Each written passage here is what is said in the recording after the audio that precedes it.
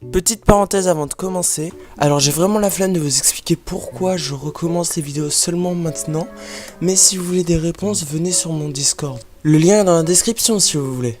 Le plus fort de sa bande, le plus artistique et celui qui a combattu les feux projecteurs pendant plus de 16 ans, il a passé un moment très difficile en fantôme.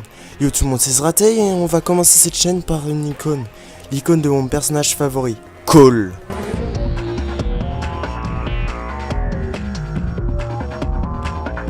Ses pouvoirs. C'est abusé le nombre de capacités qu'il a, on dirait que je vais faire une fiche RP. Tout d'abord, il maîtrise un art martial très compliqué qui est le Spinjitzu. Je pense que je n'ai pas besoin d'expliquer ce que c'est. Ensuite, il est le maître élémentaire de la Terre. Ouais, rien que ça c'est badass, mais il y a encore plus. Il maîtrise un art martial perdu qui est une extension du Spinjitzu créé par Sensei Yang, l'Air Jitsu. L'Air Jitsu a le même concept que le Spinjitzu. Tourner quoi. Une bulle d'air se crée autour du personnage.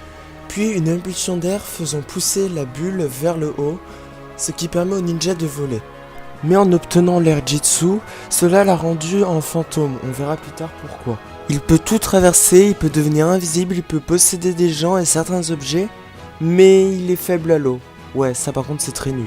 Plus tard, il redeviendra humain avec une cicatrice qui l'immunise aux effets de fantômes, tels que la possession, et il peut voir les fantômes invisibles. Le truc le plus pété qu'il a, c'est le RX, une extension à l'extrême de son pouvoir élémentaire.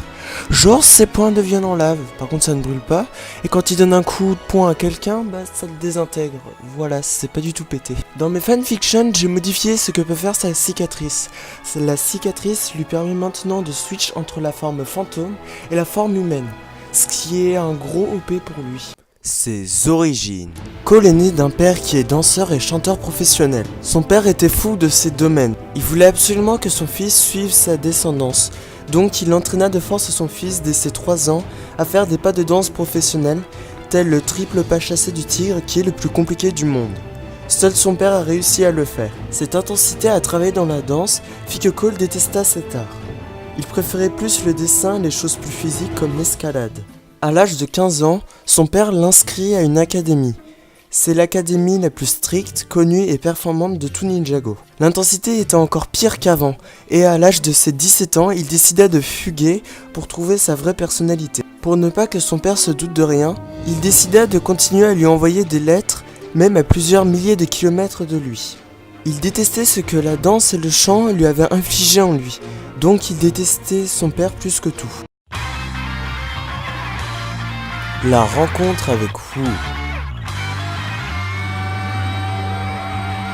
Il rencontra Wu en plein milieu d'une montagne et celui-ci convainc le jeune garçon de le suivre pour devenir ninja. Il trouvait ça premièrement bizarre, ce qui est normal, enfin je sais pas. Il pensait que c'était un grand hasard de rencontrer cet homme. Et il saura plus tard qu'il était obligé, que c'était sa destinée. Wu fit découvrir aux ninjas qu'ils étaient les élus des armes d'or, mais pas encore qu'ils étaient descendants de maîtres élémentaires. Cole détenait donc la faux d'or et avait un atout envers l'élément de la terre. Pendant une mission face à Bitor et les serpents, il put enfin se mettre au clair avec son père, ce qui lui fit un grand bien intérieurement au garçon et même à son père. Ils étaient enfin réconciliés.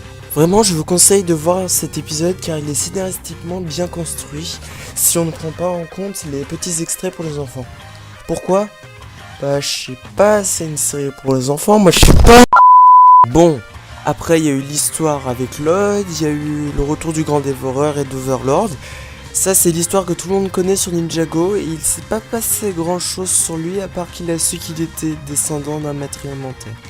La défaite d'Overlord. Ah, c'est à partir de la première défaite d'Overlord qu'absolument tout devient intéressant dans Ninjago. J'en parlerai dans la prochaine vidéo. Bon, là je vais vous parler de Cole dans toutes les saisons, du coup au passage je vais vous faire un résumé de toutes les saisons. Voilà, c'est cadeau. Alors, dans la saison 3, ils maîtrisent parfaitement leur pouvoir élémentaire. Ils eurent pendant un moment des technolames qui étaient ultra stylés et badass, donc ils sont complètement OP dans mes fanfictions. Mais ce qui est important sur Cole dans cette saison, c'est qu'il y a eu une histoire d'amour entre lui et Nya, ce qui créa des oppositions entre lui et Jay. La saison 4 est la saison, je pense, qui crée le plus de révélations avec la saison 7. Déjà, ils ne sont pas les seuls maîtres élémentaires, juste ça m'avait rendu dingue. En plus, l'idée de concept de tournoi des éléments sur papier n'était pas une mauvaise idée du tout. Après une longue durée de dispute, les deux amis purent enfin se réconcilier avec un magnifique combat. Je vous conseille cet épisode pour le combat. Contrairement à l'autre vidéo, je pense que peu de gens l'ont vu, mais sérieusement, ça a regardé. La forme de la dépression. Alors, on arrive sur un gros point, sur le moment qui changea sa vie à jamais dans la dépression.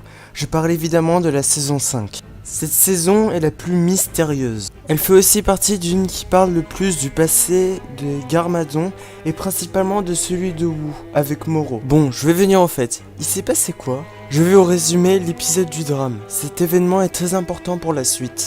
Les ninjas perdirent le parchemin de l'ère Jitsu.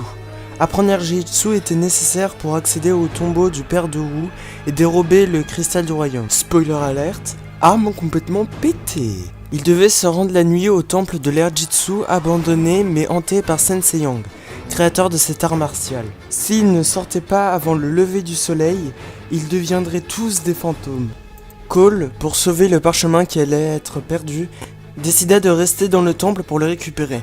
Quand il sortit, il devint un fantôme.